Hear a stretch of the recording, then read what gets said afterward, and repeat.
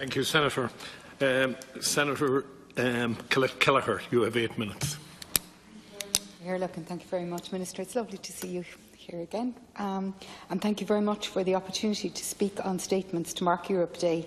The latest research, as we've all mentioned, from the European Movement Ireland confirms that Irish people are very positively disposed to the European Union. We are enthusiastic Europeans. 92% of those polled agree that Ireland should remain as part of the EU. 92% agree that it is important that Irish people input into the future of Europe debate on the future development of the EU, and 87% agree that, taking everything into consideration, Ireland has on balance benefited from being a member of the EU. And whilst we acknowledge that people in Ireland overwhelmingly wish to remain in the EU and that Ireland has on balance benefited from being a member, that doesn't mean that the EU doesn't need to put its house in order in about certain critical areas.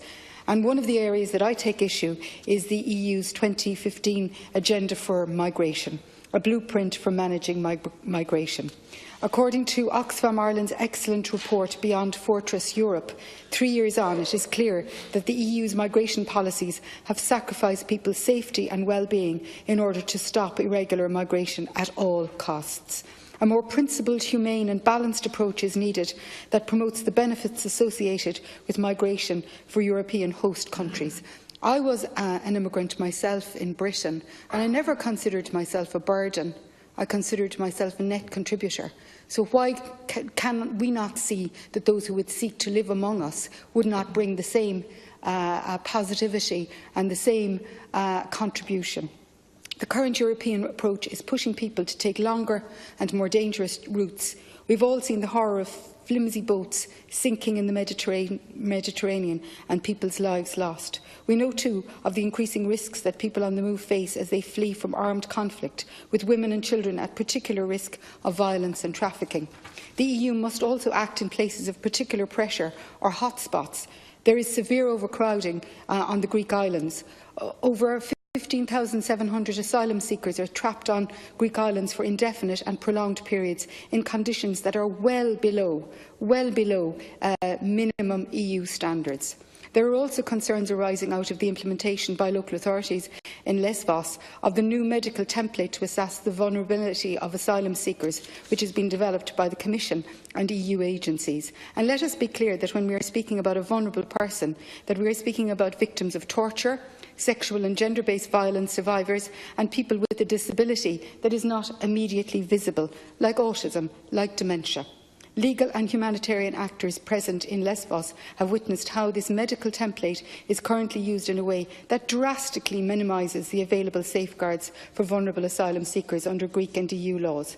As well as ensuring that people asking for asylum in the EU are provided with adequate shelter and services, the EU has to help Greece, one of its member states, to act in solidarity by ensuring an equal and fair distribution of refugees and asylum seekers throughout the Greek and EU territories.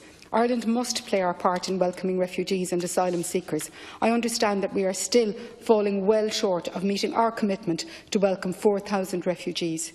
We must also use our influence in the EU to ensure that European law and national legislation meet, at minimum, international and human rights standards and protect the rights of migrants and refugees. And I would ask the Minister to offer reassurances that that is the case and that Ireland is doing its bit and making that case.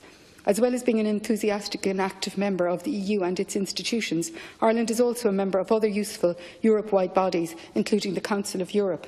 The Council of Europe is wider than the EU, with 47 members and a wide reach. It has been a force for good. For example, in 2011, the Council of Europe opened for signature the Convention Preventing and Combating Violence Against Women and Domestic Violence, better known as the Istanbul Convention. States who ratify it are legally bound by the Convention and also includes independent monitoring. Ratification means better protections for women, children and others. So far, 30 countries, though not Ireland, have ratified, although the signing into law by the President of Ireland of the Domestic Violence Act this week brings us a step closer. Since January, I am a member of the Parliamentary Assembly of the Council of Europe, known as PACE. Indeed, our own Senator Joe O'Reilly is Vice President. PACE is the deliberative organ of the Council of Europe, dealing with matters falling within Council of Europe activities. In general, these activities can be viewed as discussions and actions in the fields of human rights, democracy and the rule of law. In December, the Council of Europe published a periodic review of Ireland. It's a really useful report, a human rights to-do list for Ireland, but one that got little attention in the Oireachtas, in the media or even among civil society organisations. At the last PACE session in April, there were important discussions on a wide range of issues, including one in which I spoke about the humanitarian needs and rights of internally displaced people in Europe. Some 4 million people, including 1.7 million people in Ukraine because of conflict and political upheaval, and 270,000 people in Cyprus, people displaced for almost 40 years from their homes and communities. Coming up next time in June are very important issues too, including the election of judges to the European Court of Human Rights, protections of human rights defenders in Council of Europe member states, political transition in Egypt and child protection.